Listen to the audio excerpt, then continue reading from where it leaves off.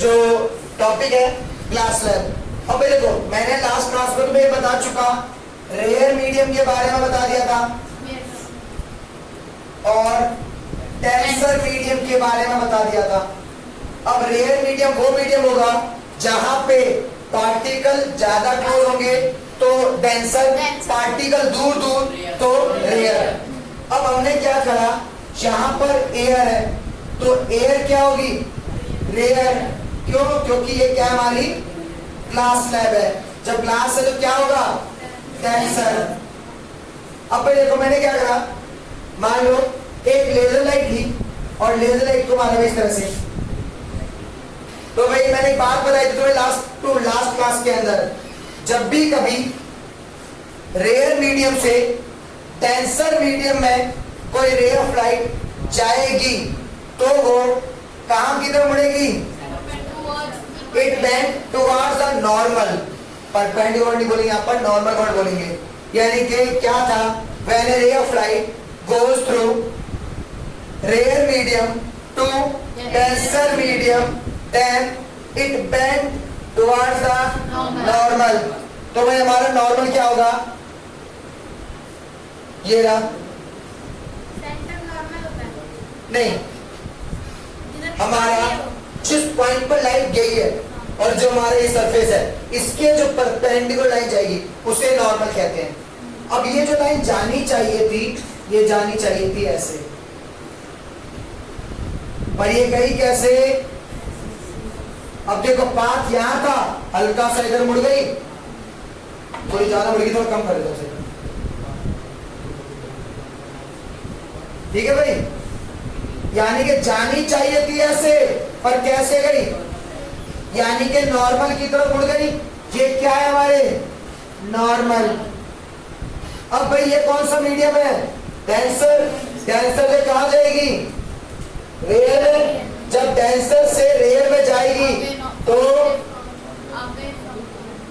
अब नॉर्मल से अवे, यानी कि जानी चाहिए थी ऐसे, पर कैसे हो जाएगी, ऐसे।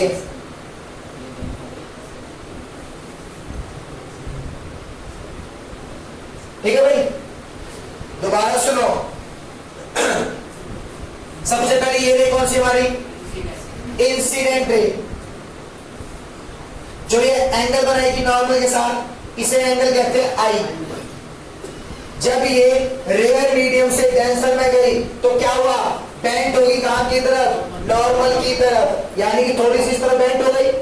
जब ये इस तरफ बेंट हुई तो यहां जो एंगल बनेगा नॉर्मल के साथ, उस एंगल को कहेंगे आर, एंगल ऑफ रिफ्रैक्शन। यानी कि आर एंगल कौन सा हमारा, ये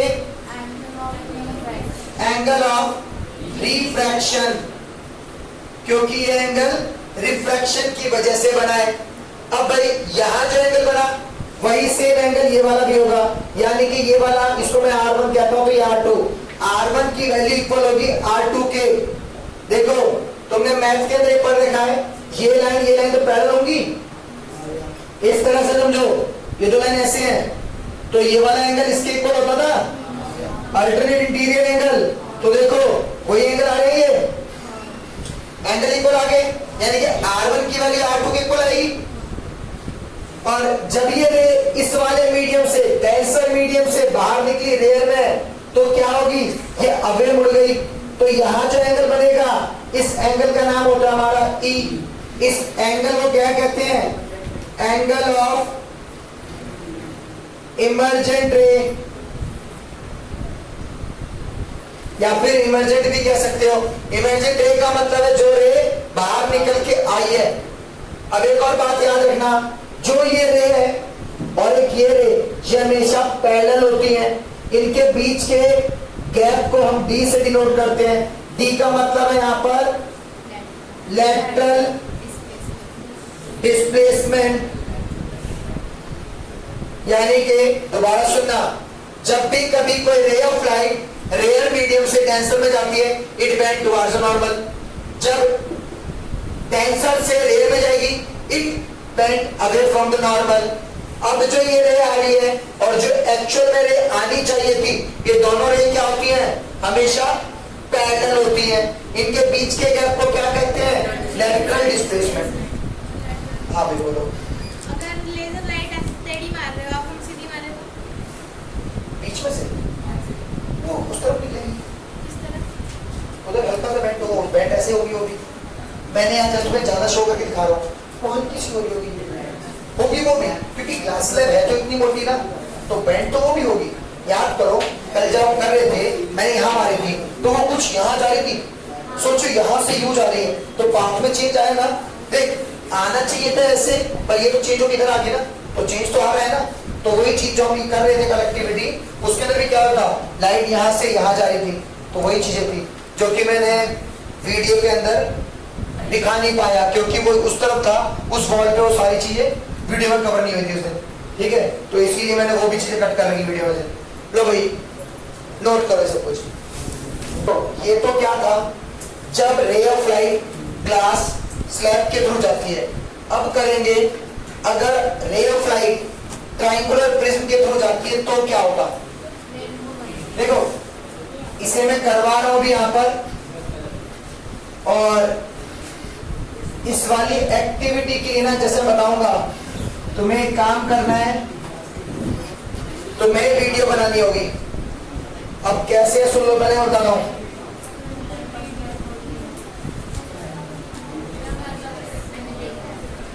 मैं बताऊं भले क्या भाई लक्की, हमारे पास ये ट्रायंगल प्रिज्म और हमने क्या करा, एक व्हाइट लाइट ली।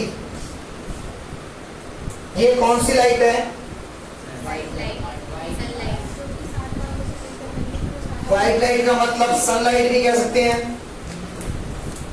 ये नॉर्मल जो टॉर्च लाइट होती है वो भी व्हाइट लाइट ही होती है।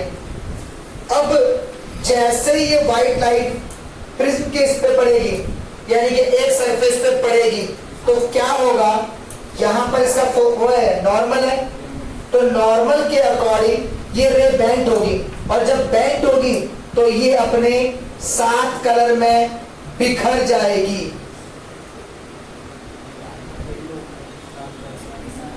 आज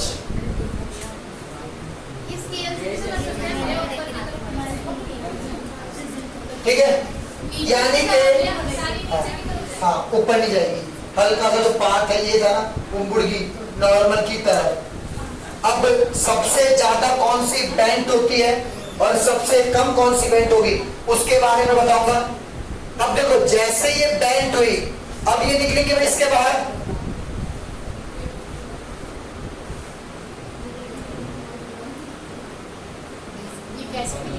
तो किस कलर में निकलेंगी, किस पैटर्न में निकलेंगी, ये निकलेंगे विब्ग्योर के पैटर्न में। यानी कि सबसे ऊपर रेड, ऑरेंज, येलो, ग्रीन, हाँ ब्राउन है ये,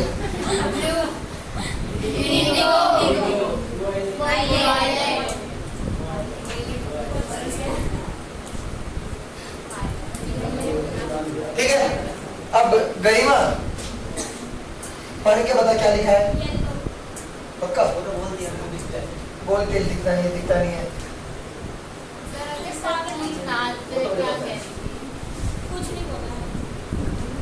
मैं भी सुनूंगा।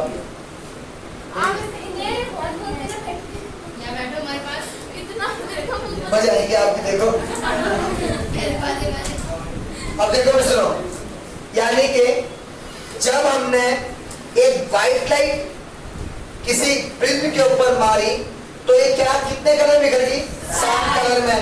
और 7 कलर कौन से थे, VIBGYOR, यानी कि विब्ग्योर के पैटर्न में।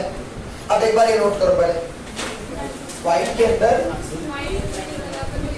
कोई और लाइट मारेंगे तो जितने कलर के से बनी होगी उतने कलर की होगी। ये प्रिज्म में क्यों होता है, नहीं वाटर ड्रॉपलेट में भी जाएगा। स्केल से हो जाएगा ना। एक काम करना, अब तुम्हें एक छोटी सी एक्टिविटी बताता हूँ, मैं बता रहा हूँ वही वाली, कोशिश करना बना दो तो बहुत अच्छी बात है। अब सुनो भाई, देखो नॉर्मली अब धूप तो बहुत अच्छी निकलती है डेली। अब तुम्हें करना क्या है, पाइप लगा लेना भाई जहाँ पे तुम्हारे टैप वगैरह हो, और पाइप लगा के ना जहाँ किसी वॉल पर धूप पड़ रही हो घर के बाहर ही करना, घर के अंदर मत करना कीचड़, ठीक है। उस वॉल पे प्रेशर ज्यादा करके, यानी कि पाइप कलर दबा के वॉल पे प्रेशर से मारना। जब प्रेशर पे पाइप टकरा के, यानी वॉल पे टकरा के जब पानी आएगा तो देखना वहां पर तुम्हें एक रेनबो फॉर्म करता हुआ दिखेगा, सेम इसी पैटर्न में। सर दिखता है, मैं तो देखा भी हुआ है। देखा है ना? जब बाहर धोती हूँ ना तो पड़ती पानी दिखता है। और जिस किसी को दिक्कत हो, जो नहीं समझ पाए, कल नेहा बता देगी किस टाइम पे अपने घर के बाहर सफाई करेगी, तो वहां जाके भी देख सकते हो। रोज नहीं करती। कल क्या है? Monday, Wednesday, Friday. Friday handle ऊपर करती है ना? हाँ, कल करेगी भाई। अब ये क्या थी, हमारे पास एक प्रिज्म था और लाइट कैसे गई, व्हाइट लाइट गई और ये सिल्वर कलर बिखर गई। अब हमने क्या करा, एक और प्रिज्म लिया और उस प्रिज्म को ठीक उल्टा करके यहां रख दिया। यानी कि कैसे रखा भाई, कैसे रखा है?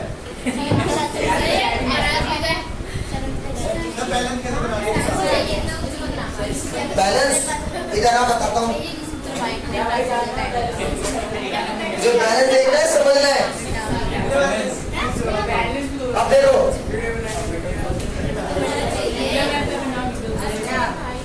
दूसरा बनाओ, मेरे पे तो ऑप्शन है। अब देखो, जब ये यहाँ से व्हाइट लाइट गई 7 कलर में दिख रही, हमने एक प्रिज्म और रख दिया। अब क्या होगा, ये सारी की सारी दोबारा से एक ही पॉइंट पर, ये आप ऊपर की जा रहे हैं, अब वाइट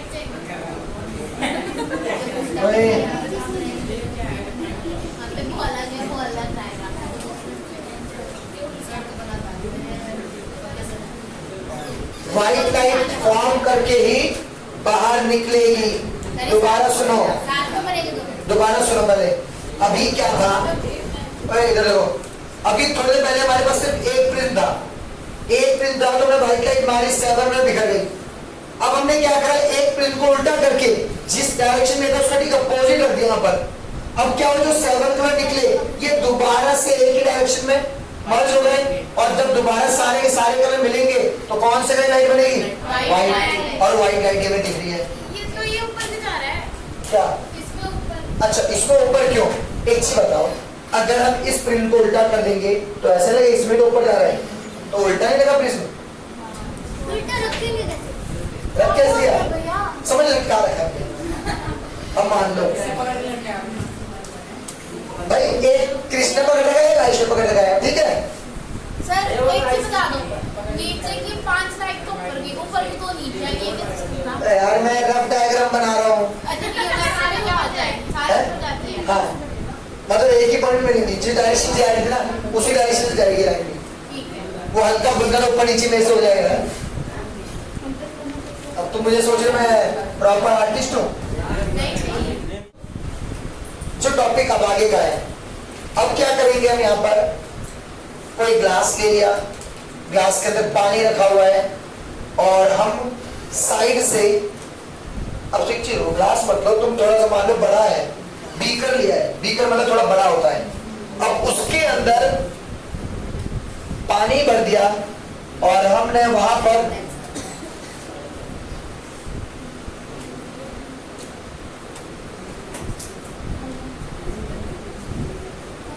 भाई यहाँ ना ये कॉइन रखा है।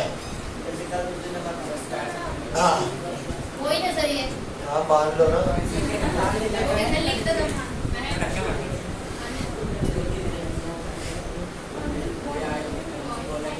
ठीक है मान लो। जब अब ये कॉइन हो गया और यहाँ पर इसके अंदर हमने पानी डाल दिया।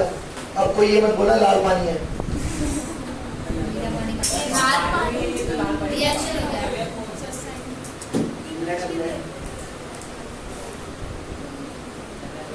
तेरा ब्रेड लेके आऊं, कितना पानी भरने दे, तेरे घर से ले रहे हैं। काफी है। चल ले, मुझे लग रहा तुम्हारे लिए पानी में लगनी पड़ेगी यहाँ पर। हाँ सर, तो देखो तुम मैं डिसाइड करो कौन पानी नहीं। सर बनेगा बनेगा नहीं ऐसा नहीं तुम सब आपस में क्यों है ना ठीक बात है नहीं हम नहीं बनेंगे मत करो भाई हम अपना कुछ जगह नहीं आएंगे, हम तो सेल्फ इंडिपेंडेंट है। चलो अच्छा देखो लक्की दरे से पूछेगा अब देखो भाई जरा मैंने जो बीकर था थोड़ा छोटा कर दिया अब ये ना बीकर अब साइड में यहाँ पर रुक जाए ये स्नेहा है स्नेहा की आंख है इतनी गंदी नहीं है। तो ये गंदी वंदी मत देखा आंख है ना सर आप ऐसे बनती है क्या रात को आए प्रॉब्लम नहीं आती। सर ऐसे बनती है आप ऐसे करके बनती है। मैं ना क्या ठीक है कोई कुत्ता बिल्ली बैठा है उसकी आंखें उसकी तो मान लोगे इंसान की नहीं मानोगे अच्छा उसकी भी अच्छी आंखें चाहिए तुम्हें अब देखो यहाँ पर जो भी पर्सन है एक्स वाई जेड एनिमल है मेल है फीमेल है जो भी है वो यहाँ से इस पॉइंट को देखता है। अब एक बात बताना हम कोई भी चीज कब देख पाते हैं जब लाइट की रिफ्लेक्शन होती है। जब लाइट की रिफ्लेक्शन होती है। पक्का आँखें यानी होती है उसके कि लिए। तुमने एक बात बोली कि जब कभी भी लाइट का रिफ्लेक्शन होगा तो हम किसी ऑब्जेक्ट को देख पाएंगे और जहां तक मैंने सुना है और मैंने तुम्हें पढ़ाया था तो मैंने ये बात बोली थी जब कभी लाइट का रिफ्लेक्शन होके वो रेज हमारी आंखों पे जाएगी तो हम उस चीज को देख पाएंगे। मैंने बाद में बोल दिया था आँखें भी चाहिए। आंखें तो चाहिए आंखें तो वहां भी है उस रूम में भी उस रूम में जो आंखें हैं उस रूम की आंखों को अर्नव नहीं दिख रहा क्यों बीच में सॉलिड ऑब्जेक्ट है। एक मिनट सुनो मेरी बात कहने का मतलब सुनो उस रूम से क्यों नहीं दिख रहा अर्नव के ऊपर लाइट पड़ रही है रिफ्लेक्शन हो रहा है ना तुम्हारे कहने का मतलब क्या था लाइट पड़ के रिफ्लेक्शन हो रिफ्लेक्शन तो हो गया रिफ्लेक्शन आंखों तक तो जाए जभी तो चीज दिखेगी यहां से तो रिफ्लेक्शन हो गया अब तुम्हारे रास्ते में बीच में दीवार आ गई क्या आ गई हम उसकी बात नहीं करें जब अब भाई हमें ये पता चल गया रिफ्लेक्शन से कोई चीज देखते हैं बट वो रिफ्लेक्शन आंखों तक भी तो जाए समझ गए भाई यानी कि लाइट की जो रेस का रिफ्लेक्शन है वो आंखों पे जाना चाहिए सोचो कोई रे यहाँ पर एंटर कर गई सुनना ध्यान से कोई रेज है सराउंडिंग में सनलाइट है सनलाइट की रेज इस पे पड़ रही है इसका रिफ्लेक्शन हो रहा है रिफ्लेक्शन यहाँ भी जा रहा है यहाँ भी जा रहा है यहाँ भी जा रहा है रिफ्लेक्शन हर जगह जा रहा है अब कोई वहां से देख रहा है तो रिफ्लेक्शन कुछ गया इस तरह से ठीक है अब भाई वो पर्सन यहां से देख रहा है जब ये देखो ये वाला जो पॉइंट होगा ये तो सरफेस का एंड पॉइंट है तो यहाँ नॉर्मल के अकॉर्डिंग क्या होगा कुछ इस तरह से हो जाएगी Yes, sir.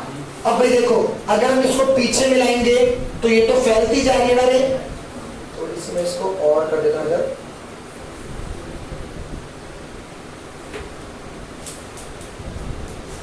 तो भाई ये तो यहाँ फैल रही है ना पीछे तो मिलेंगी नहीं तो उसको कोई चीज कब दिखेगी जब वो पीछे नहीं दिख रही तो पीछे की तरफ ये रह जाएंगी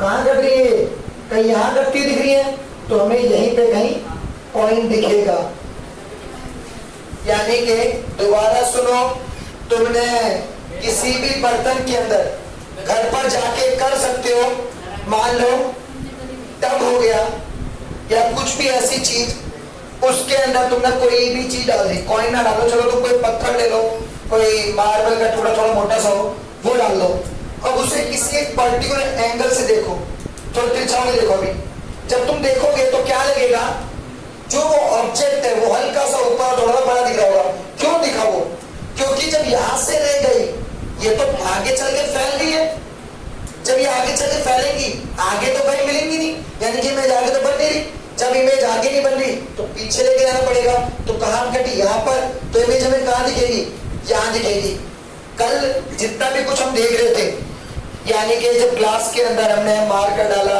कभी कुछ चीज डाली, साइज बड़ा दिख रहा था, वो सिर्फ इन्हीं वजह से दिख रहा था। मेरी बात बता, इंसान बेचारा डूब रहा है, वो मरने को हो रहा है, तुम्हें उसके अंदर अपनी साइंस खेलनी है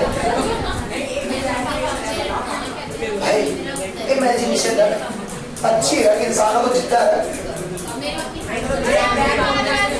अरे तेरी मम्मी बेटा यहाँ पढ़ ले,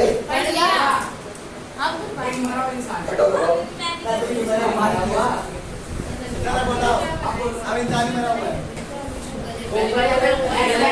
भाई चल तो बोल क्या करना है।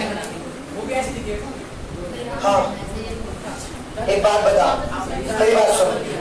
पहली चीज तो ये, क्या कभी तुमने देखा है कोई भी डेड बॉडी पानी में डूबी रह जाए? नहीं, ऊपर आ जाती है, ऊपर आती है। टाइटैनिक मूवी में देखा था। अब एक मिनट, ऊपर आती है, पानी चला गया, फूल गई तो ऊपर आ गई। पर एक चीज सोचो, पानी तो पानी जो जहां भी था, वो किसी नदी में, समुद्र जहां भी डूब रहा है, पानी तो पहले था उसमें, इंसान वही गया। जब जा रहा था, वो डूब रहा था तो नीचे जाता गया, जब प्रॉपरली डेड हो गया तब वो बाहर निकल रहा है, ऊपर आ रहा है। ऐसा क्या हो रहा है?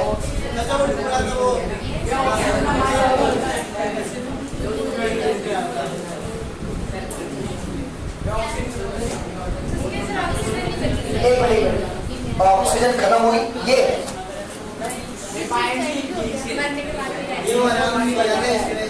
मेरी बात सुनो, तुम भाई रहने दो, नहीं नहीं समझ आ रहा, आप ही बता दो। मेरी बात सुनो, कैसे डिसाइड होती है कोई चीज पानी में तैरेगी या डूबेगी? ये डेंसिटी टॉपिक हम लास्ट ईयर पढ़ चुके हैं, जिसने पढ़ा था। अब डेंसिटी के अकॉर्डिंग जब तक नॉर्मल इंसान पानी में जा रहा था तो डूब इसलिए गया क्योंकि डेंसिटी ऑफ जो भी पर्सन है, ह्यूमन बीइंग, उसकी डेंसिटी पानी की डेंसिटी से ज्यादा है। अब जब पानी की डेंसिटी से ज्यादा है तो वो डूब गया। अब भाई जब वो पानी में काफी देर पड़ा रहा, ऐसा तो नहीं है कि वो पानी में गया, उसकी डेथ हुई और तुरंत 1 सेकंड में ऊपर। नहीं, बहुत देर बाद। ऐसा तो कभी नहीं सुना ना तुमने कि जिसकी भी डेथ हुई पानी में जाके, वो नीचे गया, डेथ हुई, सांस रुकी और तुरंत वो बाहर आ जाए, ऐसा तो नहीं हो रहा।